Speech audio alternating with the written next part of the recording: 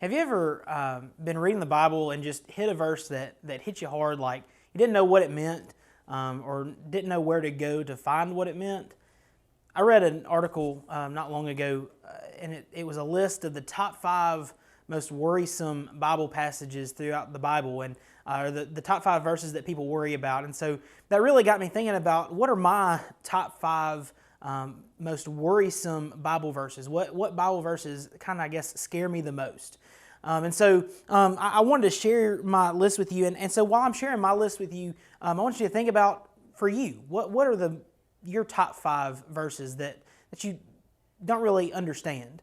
But here are mine. Love God with all your heart, soul, and mind, Matthew 22:37. Love your neighbor as yourself, Matthew 22:39. Pursue holiness, Hebrews 12 and verse 14. Abhor what is evil, Romans chapter 12 and verse 9.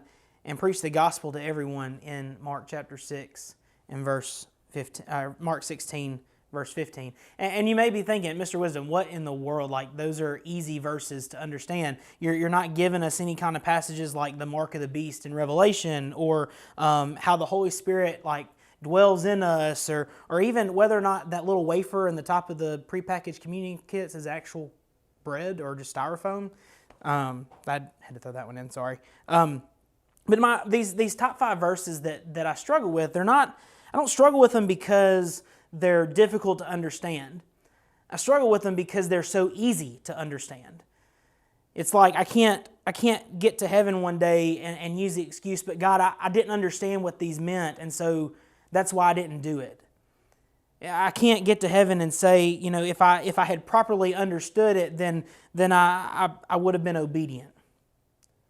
And so this list of verses that worry me, it's not because of their difficulty to understand, it's because of their clarity and how easy they are to understand.